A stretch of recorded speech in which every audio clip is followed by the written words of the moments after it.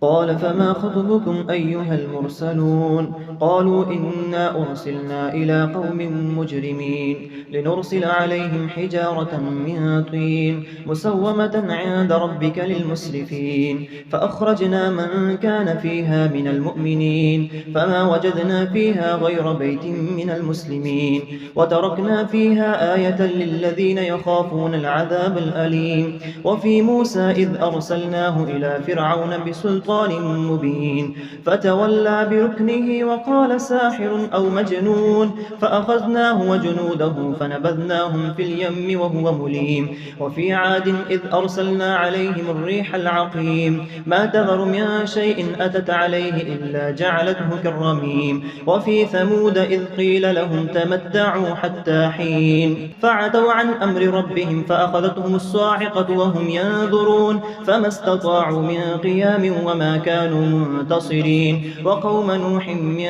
قبل إنهم كانوا قوما فاسقين والسماء بنيناها بأيد وإنا لموسعون والأرض فرشناها فنعم الماهدون ومن كل شيء خلقنا زوجين لعلكم تذكرون ففروا إلى الله إني لكم منه نذير مبين ولا تجعلوا مع الله إلها آخر إني لكم منه نذير مبين كذلك ما أتى الذين من قبلهم من رسول إلا قالوا ساحر أو مجنون أتواصوا به بل هم قوم طاغون فتول عنهم فما أنت بملوم وذكر فإن الذكرى تنفع المؤمنين وما خلقت الجن والإنس إلا ليعبدون ما أريد منهم من رزق وما أريد أن يطعمون إن الله هو الرزاق ذو القوة المتين فإن للذين ظلموا ذنوبا مثل ذنوب أصحابهم فلا يستعجلون فويل للذين كفروا من يومهم الذي يوعدون بسم الله والطور وكتاب مسطور في رق منشور والبيت المعمور والسقف المرفوع والبحر المسجور إن عذاب ربك لواقع ما له من دافع يوم تمور السماء مورا وتسير الجبال سيرا فويل يومئذ للمكذبين الذين هم في خوض يلعبون يوم يدعون إلى نار جهنم دعا هذه النار التي كنتم بها تكذبون أفسحر هذا أم أنتم لا تبصرون اصلوها فاصبروا أو لا تصبروا سواء علينا أجزعنا اصلوها فاصبروا أو لا تصبروا سواء عليكم إنما تجزون ما كنتم تعملون إن المتقين في جنات ونعيم فاكهين بما آتاهم ربهم ووقاهم ربهم عذاب الجحيم كلوا واشربوا هنيئا بما كنتم تعملون متكئين على سرر مصفوفة وزوجناهم بحور عين والذين آمنوا واتبعتهم ذريتهم بإيمان ألحقنا بهم ذريتهم وما ألتناهم من عملهم من شيء كل امرئ بما كسب رهين وأمددناهم بفاكهة ولحم مما يشتهون يتنازعون فيها كأسا لا لغو فيها ولا تأثيم ويطوف عليهم غلمان لهم كأنهم لؤلؤ مكنون وأقبل بعضهم على بعض يتساءلون قالوا إنا كنا قبل في أهلنا مشفقين فمن الله علينا ووقانا عذاب السموم إنا كنا من قبل ندعوه إنه هو البر الرحيم فذكر فما أنت بنعمة ربك بكاهن ولا مجنون أم يقولون شاعر نتربص به ريب المنون قل تربصوا فإني معكم من المتربصين أم تأمرون أتغرهم أحلامهم بهذا أم هم قوم طاغون أم يقولون تقوله بل لا يؤمنون فليأتوا بحديث مثله إن كانوا صادقين أم خلقوا من غير شيء أم هم الخالقون أم خلقوا السماوات والأرض بل لا يوقنون أم عندهم خزائن ربك أم هم المسيطرون أم لهم سلم يستمعون فيه فليأت مستمعهم بسلطان مبين أم له البنات ولكم البنون أم تسألهم أجرا فهم من مغرم مثقلون أم عندهم الغيب فهم يكتبون أم يريدون كيدا فالذين كفروا هم المكيدون أم لهم إله غير الله سبحان الله عما يشركون وإن يروا كسفا من السماء ساقطا يقولوا سحاب مركوم فذرهم حتى يلاقوا يومهم الذي فيه يصعقون يوم لا يغني عنهم كيدهم شيئا ولا هم ينصرون وإن للذين ظلموا عذابا دون ذلك ولكن أكثرهم لا يعلمون واصبر لحكم ربك فإنك بأعيننا وسبح بحمد ربك حين تقوم ومن الليل فسبحه وإدبار النجوم. بسم الله الرحمن الرحيم. والنجم إذا هوى ما ضل صاحبكم وما غوى وما ينطق عن الهوى إن هو إلا وحي يوحى علمه شديد القوى ذو مرة فاستوى وهو بالأفق الأعلى ثم دنا فتدلى فكان قاب قوسين أو أدنى فأوحى إلى عبده ما أوحى ما كذب الفؤاد ما رأى أفتمارونه على ما يرى ولقد رآه نزلة أخرى عند سدرة المنتهى عندها جنة المأوى إذ يغشى السدرة ما يغشى ما زاغ البصر وما طغى لقد رأى من آيات ربه الكبرى أفرأيتم اللات والعزى ومناة الثالثة الأخرى ألكم الذكر وله الأنثى تلك إذا قسمة ضيزى إن هي إلا أسماء سميتموها أنتم وآباؤكم ما أنزل الله بها من سلطان إن يتبعون إلا الظن وما تهوى الأنفس ولقد جاءهم من ربهم الهدى أم للإنسان ما تمنى فلله الآخرة والأولى وكم من ملك في السماوات لا تغني شفاعتهم شيئا إلا من بعد أن يأذن الله لمن يشاء ويرضى إن الذين لا يؤمنون بالآخرة ليسمون الملائكة تسمية الأنثى وما لهم به من علم إن يتبعون إلا الظن وإن الظن لا يغني من الحق شيئا فأعرض عمن تولى عن ذكرنا ولم يرد إلا الحياة الدنيا ذلك مبلغهم من العلم إن ربك هو أعلم بمن ضل عن سبيله وهو أعلم بمن اهتدى ولله ما في السماوات وما في الأرض ليجزي الذين أساءوا بما عملوا ويجزي الذين أحسنوا بالحسنى الذين يجتنبون كبائر الإثم والفواحش إلا اللمم إن ربك واسع المغفرة هو أعلم بكم إذ أنشأكم من الأرض وإذ أنتم أجنة في بطون أمهاتكم فلا تزكوا أنفسكم هو أعلم بمن اتقى أفرأيت الذي تولى وأعطى قليلا وأكدى أعنده علم الغيب فهو يرى أم لم ينبأ بما في صحف موسى وإبراهيم الذي وفى ألا تزر وازرة وزر أخرى وأن ليس للإنسان إلا ما سعى وأن سعيه سوف يرى ثم يجزاه الجزاء الأوفى وأن إلى ربك المنتهى وأنه هو أضحك وأبكى وأنه هو أمات وأحيا وأنه خلق الزوجين الذكر والأنثى من نطفة إذا تمنى وأن عليه النشأة الأخرى وأنه هو أغنى وأقنى وأنه هو رب الشعرى وأنه أهلك عادا الأولى وثمود فما أبقى وقوم نوح من قبل إنهم كانوا هم أظلم وأطغى والمؤتفكة أهوى فغشاها فغشاها ما غشا فبأي آلاء ربك تتمارى هذا نذير من النذر الأولى أزفت الآزفة ليس لها من دون الله كاشفة أفمن هذا الحديث تعجبون وتضحكون ولا تبكون وأنتم سامدون فاسجدوا لله واعبدوا. بسم الله الرحمن الرحيم.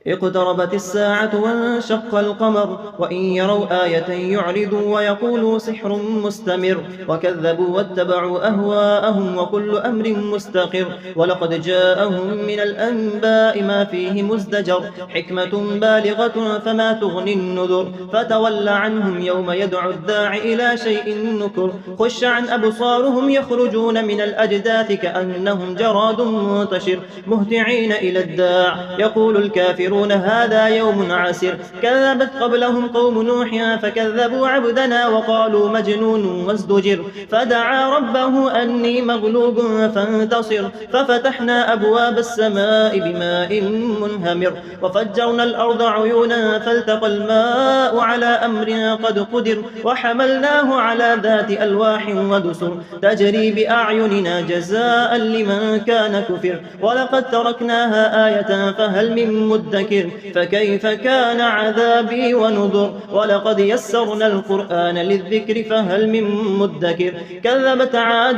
فكيف كان عذابي ونذر إنا أرسلنا عليهم ريحا صرصرا في يوم نحس مستمر تنزع الناس كأنهم أعجاز نخل منقعر فكيف كان عذابي ونذر ولقد يسرنا القرآن للذكر فهل من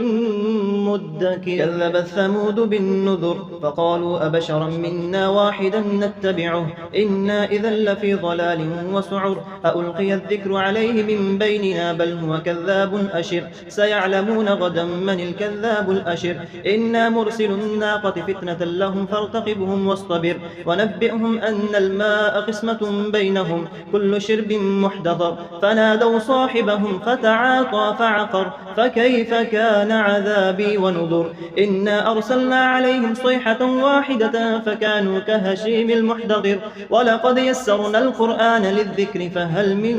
مدكر كذبت قوم لوط بالنذر إنا أرسلنا عليهم حاصبا إلا آل لوط نجيناهم بسحر نعمة من عندنا كذلك نجزي من شكر ولقد أنذرهم بطشتنا فتماروا بالنذر ولقد راودوه عن ضيفه فطمسنا أعينهم فذوقوا عذابي ونذر ولقد صبحهم بكرة عذاب مستقر فذوقوا عذابي ونذر ولقد يسرنا القرآن للذكر فهل من مدكر ولقد جاء آل فرعون النذر كذبوا بآياتنا كلها فأخذناهم أخذ عزيز مقتدر أكفاركم خير من أولئكم أم لكم براءة في الزبر أم يقولون نحن جميع منتصر سيهزم الجمع ويولون الدبر بل الساعة موعدهم والساعة أدهى وأمر إن المجرمين في ضلال وسعر يوم يسحبون في النار على وجوههم ذوقوا مس سقر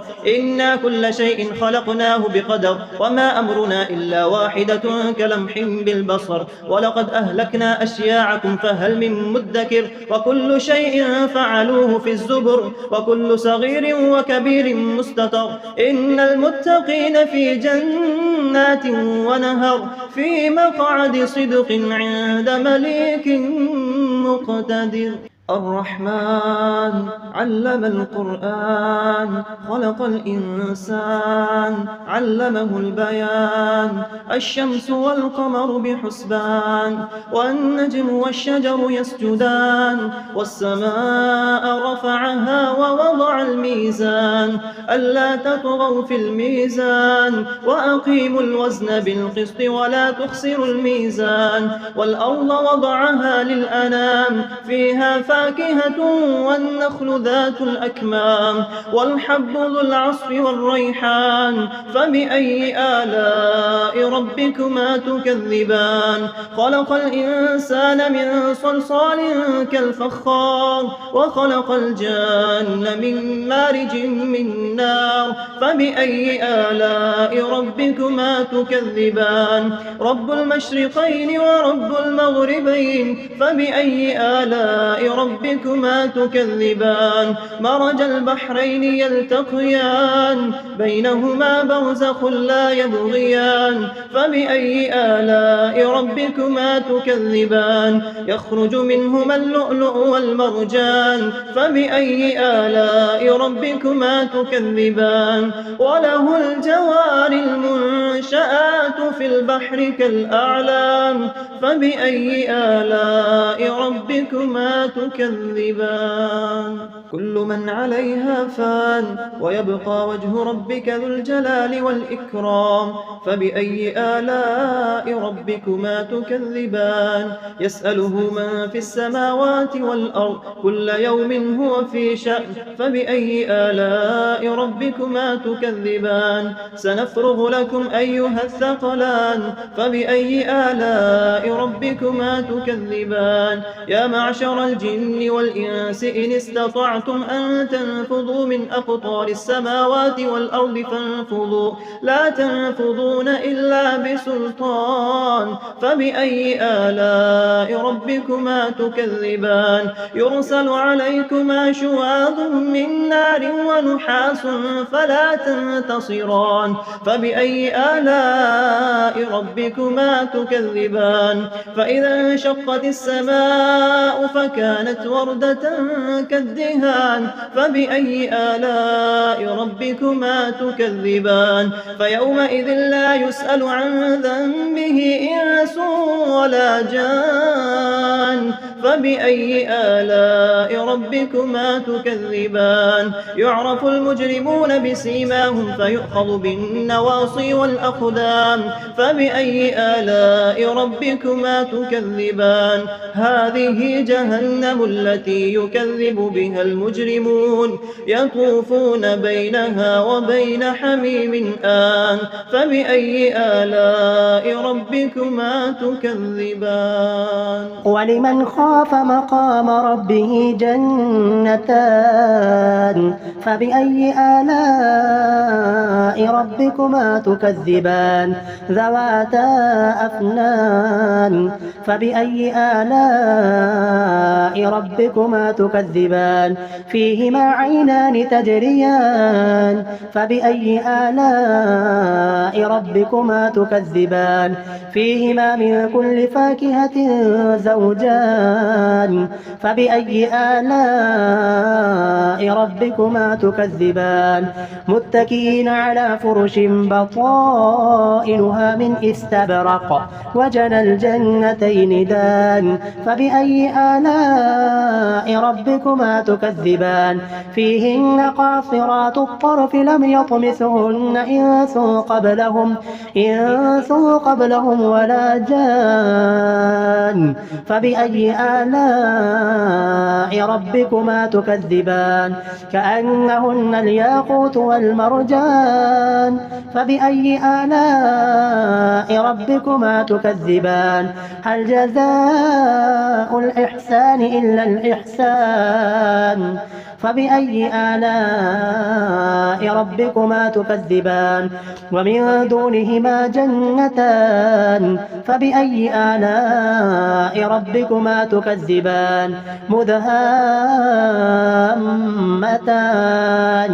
فبأي آلاء ربكما تكذبان فيهما عينان نضاختان فبأي آلاء ربكما تكذبان فيهما فاكهة ونخل ورمان فبأي آلاء ربكما تكذبان فيهن خيرات حسان فبأي آلاء آلاء ربكما تكذبان حور مقصورات في الخيام فبأي آلاء ربكما تكذبان لم يطمثهن إنس قبلهم ولا جان فبأي آلاء ربكما تكذبان متكئين على رفرف خضر وعبقري حسان فبأي آلاء ربكما تكذبان تبارك اسم ربك ذي الجلال والإكرام. بسم الله الرحمن الرحيم. إذا وقعت الواقعة ليس لوقعتها كاذبة خافضة رافعة إذا رجت الأرض رجا وبست الجبال بسا فكانت هباء منبثا وكنتم أزواجا ثلاثة فأصحاب الميمنة ما أصحاب الميمنة وأصحاب المشأمة ما أصحاب المشأمة والسابقون السابقون أولئك المقربون في جنات النعيم ثلة من الأولين وقليل من الآخرين على سرر موضونة متكئين عليها متقابلين يطوف عليهم ولدان مخلدون بأكواب وأباريق وكأس من معين لا يصدعون عنها ولا ينزفون وفاكهة مما يتخيرون ولحم طير مما يشتهون وحور عين كأمثال اللؤلؤ المكنون جزاء بما كانوا يعملون لا يسمعون فيها لغوا ولا تأثيما إلا قيلا سلاما سلاما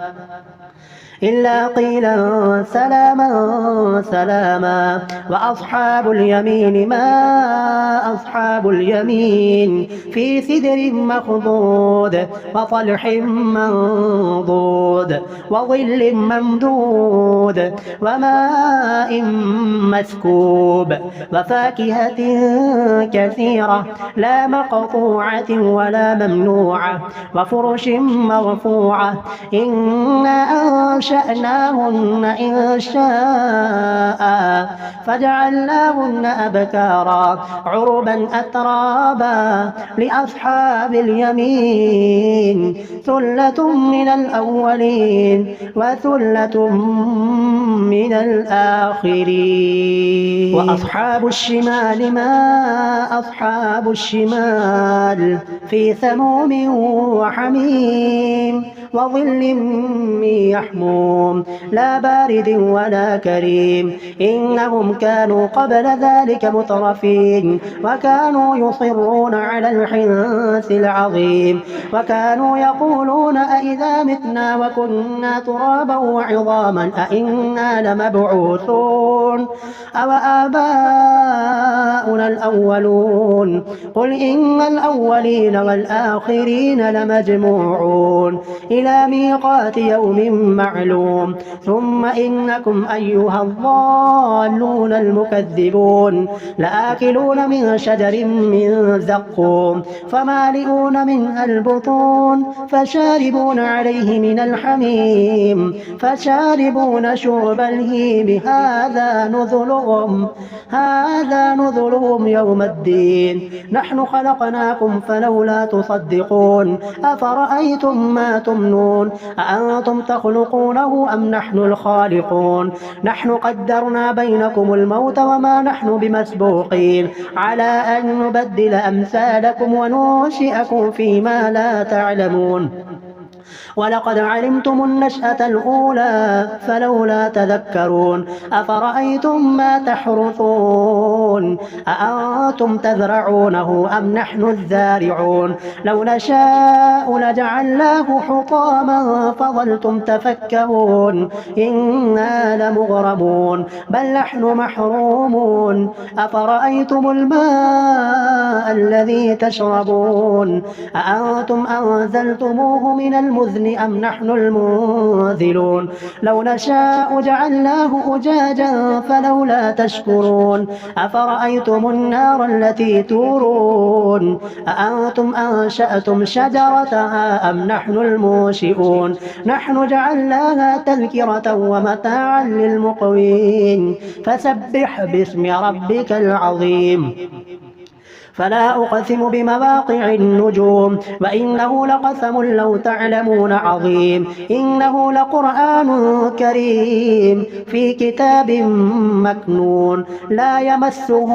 إلا المطهرون تنزيل من رب العالمين أفبهذا الحديث أنتم مدهنون وتجعلون رزقكم أنكم تكذبون فلولا إذا بلغت الحلقوم وأنتم حينئذ تنظرون ونحن أقرب إليه منكم ولكن لا تبصرون فلولا إن كنتم غير مدينين ترجعونها إن كنتم صادقين فأما إن كان من المقربين فروح وريحان وجنة نعيم وأما إن كان من أصحاب اليمين فسلام لك من أصحاب اليمين وأما إن كان من المكذبين الضالين فنزل من حميم وتصلية جحيم إن هذا لهو حق اليقين فسبح باسم ربك العظيم سبح لله ما في السماوات والأرض وهو العزيز الحكيم له ملك السماوات والأرض يحيي ويميت وهو على كل شيء قدير هو الأول والآخر والظاهر والباطن وهو بكل شيء عليم هو الذي خلق السماوات والأرض في 6 أيام ثم استوى على العرش يعلم ما يلج في الأرض وما يخرج منها وما ينزل من السماء وما يعرج فيها وهو معكم أينما كنتم والله بما تعملون بصير له ملك السماوات والأرض وإلى الله ترجع الأمور يولج الليل في النهار ويولج النهار في الليل وهو عليم بذات الصدور آمنوا بالله ورسوله وأنفقوا مما جعلكم مستخلفين فيه فالذين آمنوا منكم وأنفقوا لهم أجر كبير وما لكم لا تؤمنون بالله والرسول يدعوكم لتؤمنوا بربكم وقد أخذ ميثاقكم إن كنتم مؤمنين هو الذي ينزل على عبده آيات بينات ليخرجكم من الظلمات إلى النور وإن الله بكم لرؤوف رحيم وما لكم ألا تنفقوا في سبيل الله ولله ميراث السماوات والأرض لا يستوي منكم من أنفق من قبل الفتح وقاتل أولئك أعظم درجة من الذين أنفقوا من بعد وقاتلوا وكلا وعد الله الحسنى والله بما تعملون خبير من ذا الذي يقرض الله قرضا حسنا فيضاعفه له وله أجر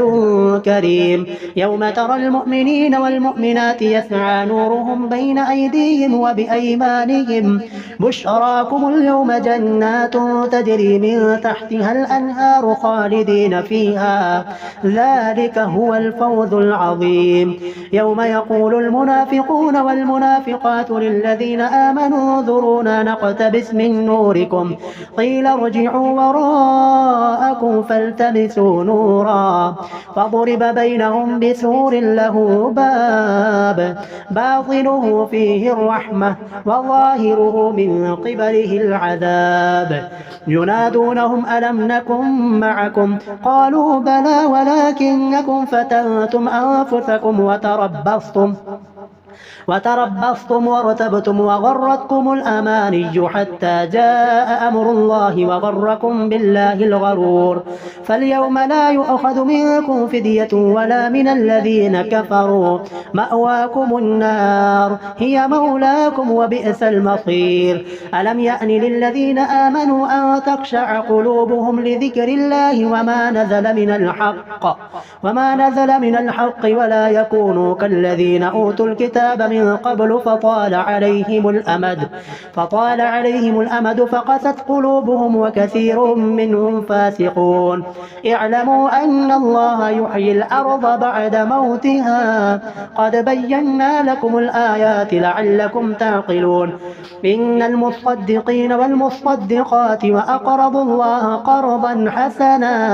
قرضا حسنا يضاعف لهم ولهم أجر كريم. والذين آمنوا بالله ورسله أولئك هم الصديقون والشهداء عند ربهم لهم أجرهم ونورهم. والذين كفروا وكذبوا بآياتنا أولئك أصحاب الجحيم. اعلموا أنما الحياة الدنيا لعب ولهو وزينة وتفاخر بينكم وتكاثر في الأموال والأولاد كمثل غيث أعجب الكفار نباته ثم يهيج فتراه مصفرا ثم يكون حطاما وفي الآخرة عذاب شديد ومغفرة من الله ورضوان وما الحياة الدنيا إلا متاع الغرور. سابقوا إلى مغفرة من ربكم وجنة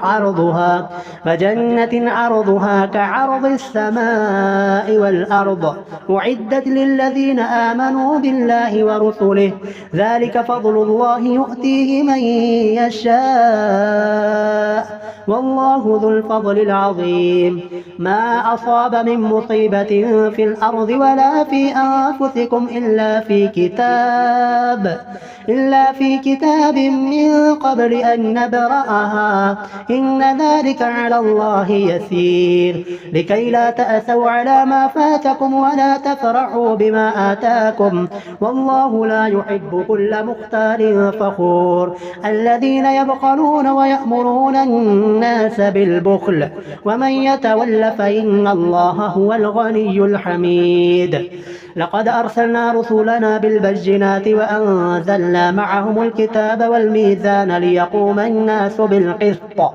وأنزلنا الحديد فيه بأس شديد ومنافع للناس وليعلم الله من ينصره ورسله بالغيب إن الله قوي عزيز.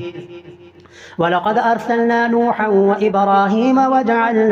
وجعلنا في ذريتهما النبوة والكتاب فمنهم مهتد وكثير منهم فاسقون. ثم قفينا على آثارهم برسلنا وقفينا بعيسى بن مريم وآتيناه الإنجيل وجعلنا في قلوب الذين اتبعوه رأفة ورحمة ورهبانية ابتدعوها ما كتبناها عليهم إلا ابتغاء رضوان الله فما رعوها حق رعايتها فآتينا الذين آمنوا منهم أجرهم وكثير منهم فاسقون. يا أيها الذين آمنوا اتقوا الله وآمنوا برسوله يؤتكم كفلين من رحمته ويجعل لكم نورا تمشون به ويغفر لكم والله غفور رحيم. لئلا يعلم أهل الكتاب ألا يقدرون على شيء من فضل الله وأن الفضل بيد الله يؤتيه من يشاء والله ذو الفضل العظيم.